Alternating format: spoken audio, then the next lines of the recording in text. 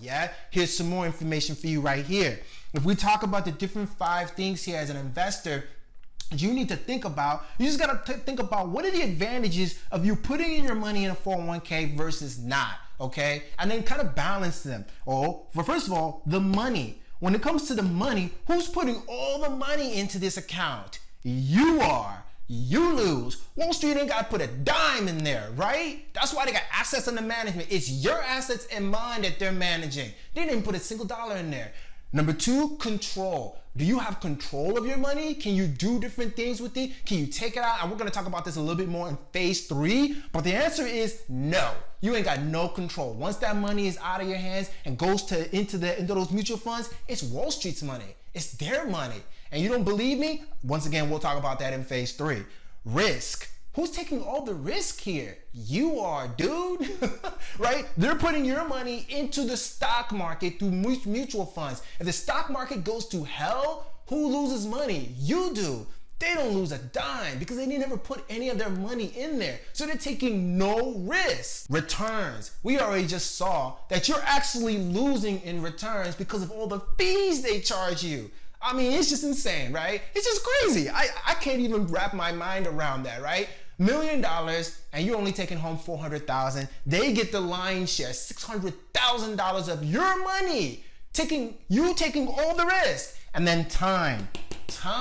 How much time do you have to hold on to your money, to leverage your money, to keep your money? Very little. Because once you put your money inside there, they're the ones that hold on to it till you're 65. So if you start investing at 25, that's 40 years that they hold on to your money that you don't have access to without paying a penalty to. So guess what? They're putting in none of the money, taking all the control of your money, taking no risk, getting the majority of the returns, and keeping it for the longest. I don't know about you, but I don't like these stats. I don't like these stats at all, okay? And then finally, phase 3 of this entire scheming scam. The benefits scam you, okay? They have you thinking that, some of the benefits of the 401k is actually to your benefit. I would argue that may not be the case, okay? Let's get started. The first one that I always hear, they'll say, Chris, there's tax advantages. Yeah, man, I get to put my money in pre-tax and I get to grow tax-free, blah, blah, blah. Okay, I will argue with you that may sound nice, but here's the truth that you need to think about. Let's unpack it and think about this for a moment, okay? Number 1, you're gonna pay taxes anyway. And what we just saw earlier is that based on the fees that these mutual funds hit you with, that Wall Street hits you, that can be the difference of $1 million and $400,000. That's right. And remember, the longer the time frame goes, the more that they eat away at your returns. And it doesn't matter how well the stock performs, they get paid anyway, okay?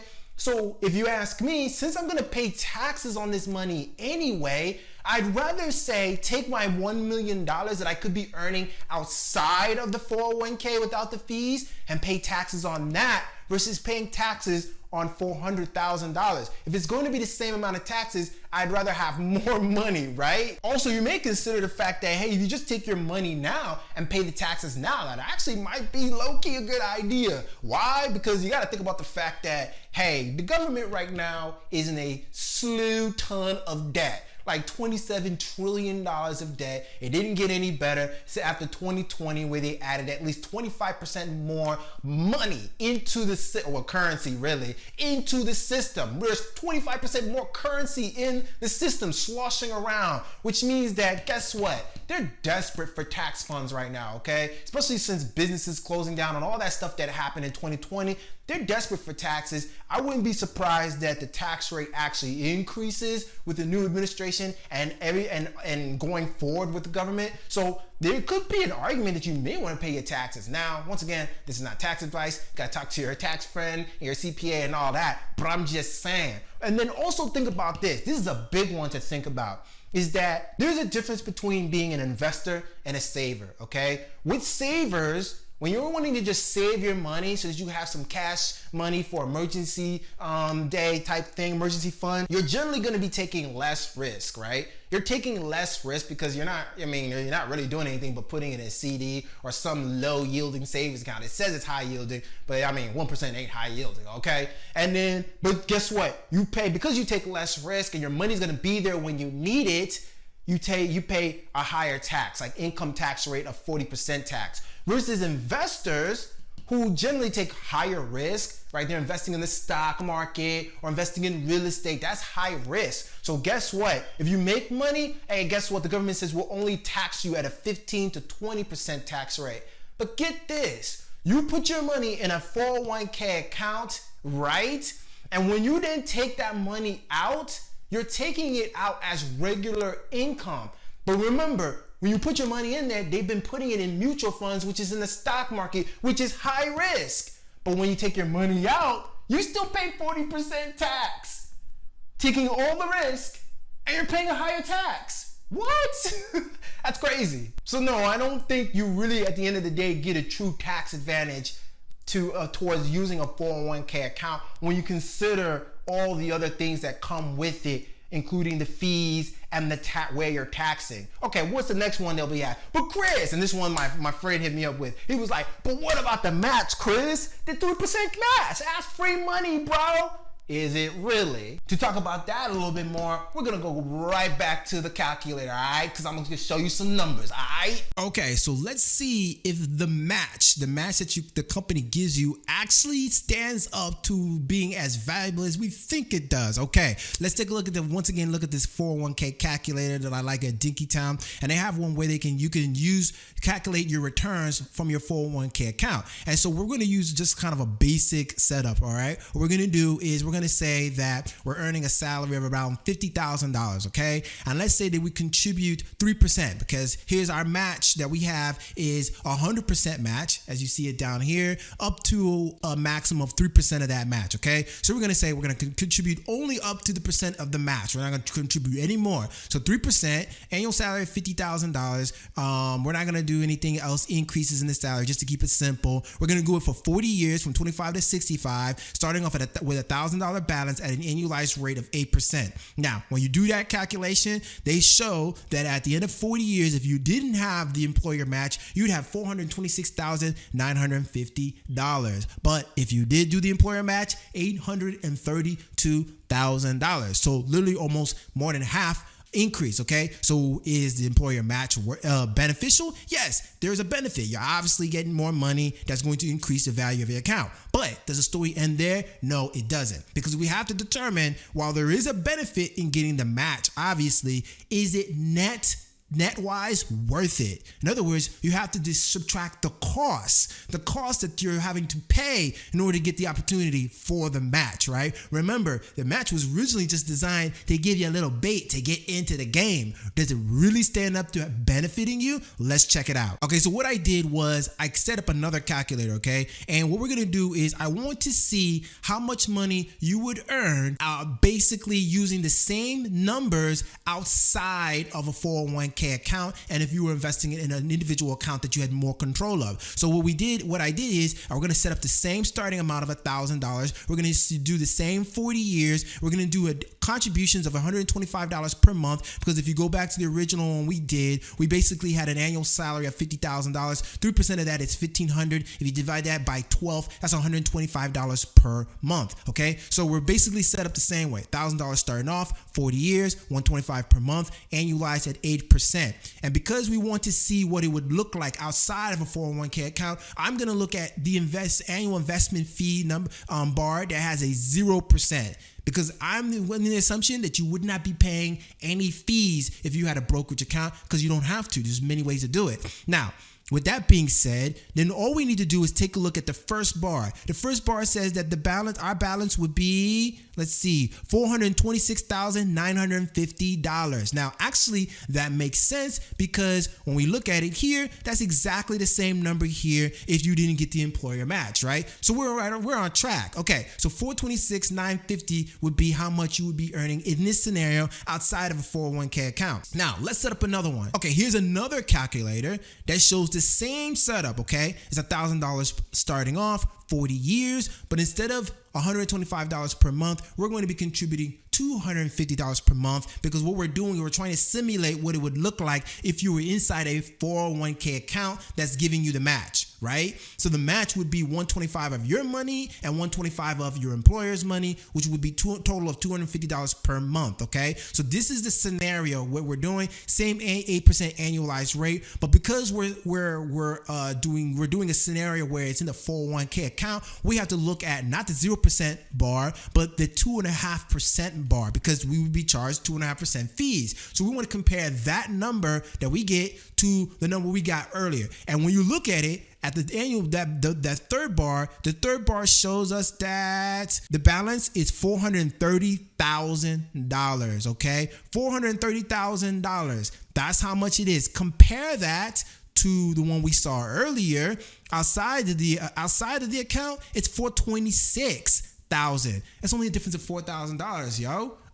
So $4,000 is all that you get just for being inside a 401k account with all of the disadvantages that it offers. You're only gaining $4,000. I don't know if it's worth it. But hey, what if you say, hey, Chris, 2.5% is kind of a lot. Most of them are not that high. They're around probably 0.5% to 1%. Okay, I'll do that. Let's do the 1% one. If you do the 1% one, it shows that the number will end up being $636,000. You see that? $636 for the second bar at 1% fee. $636,000. Now, if we take out our calculator and subtract that from the difference of the $426,000 that we did, well, then it shows that you gained $210,000 over 40 years in the 401k account. Now, you may say, okay, that's a win. $210,000 is a lot of money, but I don't know. Once again, it's about taking into account all of the other costs. The only cost we considered here was the fees. We haven't really considered the lack of control of your money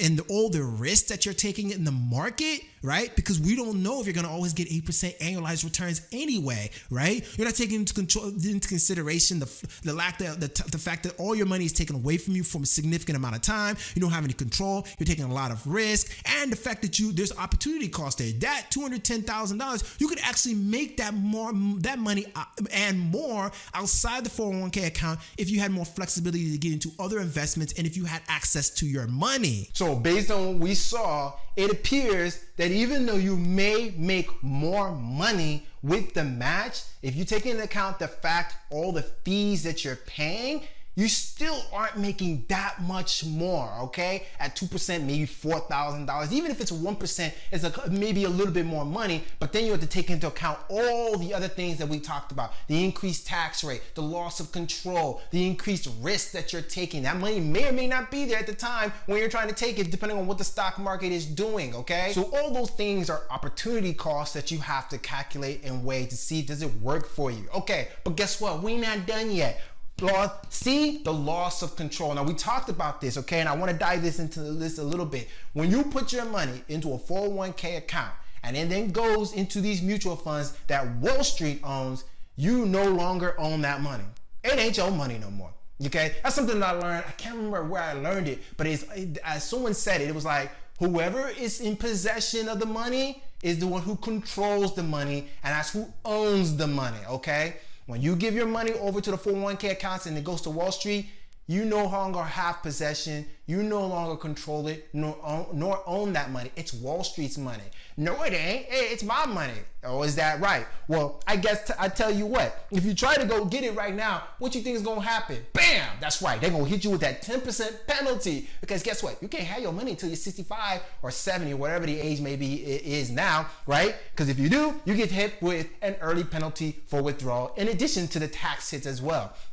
Also, we also talked about the fact that, guess what? You're not really saving your money, right? You're really investing the money, okay? So you don't have any control with the investments that you're putting it in because it's just mutual funds, right? That's all that's there. So you got to put it in there and take all the risk. Once again, you're losing control. And then lastly, what's even crazier about it is that not only did they take all your money, keep it away from you from all those years, not let you take it when you want it, but then when you don't want to take it, like maybe towards the end of your career, you're getting close to 64, 65, maybe the market is starting to like jump around and get too volatile, and you don't want to you don't want to cash out just yet. Anyway, they're going to tell you, you know what? Hey, age is up. I forget what the age is, either 70, 65, 70 years old, where you got to start doing RMDs, required minimum distributions. That's right. Where you are required, okay, to start taking money out, cashing money out of the market, regardless of what's going on in the market. The market could be in the middle of a crash. You gotta start taking money out. That's a loss of control that, in my opinion, is just I cannot afford, okay? Because if I'm no longer a saver, but I am forced to become an investor, I gotta start thinking about an investor. And if you ask me, I would never put my money in an account in a certain investment that I have no control in, that forces me to like that keeps my money as long as they want, where I put all the money in, I take all the risk, they get the majority of the returns, and I can't even sell when I want to sell. I'm forced to sell at a particular time. I mean, it's the absolute complete loss of control of your own money. I can't think of how it could be any worse than this. Okay, so you may be thinking, Chris, oh, that sounds brutal, bro. I never even knew about this. I know, it's crazy. And you're probably thinking, Chris, what do I do, right? What do I do? I can stop contributing to my 401k, but then what? And I will tell you the best answer that I can give you, and for anybody and everybody else, including my boy, my friend Steve, and everybody, is education. That's really what it comes down to, financial literacy. I literally saw an article somewhere that says that people who have improved their financial literacy actually improve their returns by 1%. A 1% increase in their returns compared to everybody else. It's crazy because if you think about it, with your financial literacy and just a little bit of education and understanding about the markets, about where your money is and what it's doing, you can not only prevent pitfalls and things like this that scam you out of your money, but you can also find opportunities that low-key nobody be seeing, right? Regular folks can't see it because they don't know. It's something, a good line that Kiyosaki says that I really, really resonate with. There are no risky assets. There are only risky investors, right? At the end of the day, you present the risk because of your lack of understanding, your lack of information, your ignorance, right? But guess what? That can be fixed. But it's not something that can happen overnight. It's something that you kind of have to like low-key be doing regularly for the rest of your life. You know, you're learning a little bit over time. And then over time, you become more understanding. Risk goes down for you because you understand more the different asset classes. Maybe you understand stocks more because if you understand stocks, you don't have to go into a 401k. You can take your money out and then invest it on your own with confidence in stocks, bonds, real estate, and all kinds of different assets that are out there right now. At the end of the day, learning financial literacy and understanding your money is not like a optional thing anymore. I believe it's a requirement. Just like you can't get around without learning how to walk or learning how to talk, I don't think you can get around anymore without learning how to take care of your money. I mean, I just don't think so anymore. Not when everything relies on it. Your entire well-being, your entire living, your entire status, post your career, your family's livelihood, all depends on you understanding money like this. It's just too much at risk for you not to take it up and learn a little bit of something, all right? Trust me, you can. Anybody can. They try to make it like it's hard. It's not. It'll take you a fraction of the time to learn this stuff. Just take it a little bit at a time, slow by time, a little bit at a time, and you'll get there. I promise. So that's it, my friend. I hope this was helpful. This, my friend, I believe is one of the largest, biggest scams perpetuating us as Americans, and not just Americans, Canadians, Australians, and everywhere else where the 401k plan exists that has been just slaying us Hopefully this information just gives you more enlightenment, education, gives you just awakens your eyes, you become more aware so that then prepares you to take the appropriate action that's right for you, all right? And you can go out there and make some choices and do something, all right? So if it was valuable, hey, definitely give the video a like, consider subscribing to the channel. And hey, if you want to check out other videos on how to learn how to invest your money and some of my favorite asset classes, you might want to check out this video right here because it's pretty exciting and I'm using pretty much all of these myself. And guess what? The video is getting started right now. In 3, 2, 1, let's go!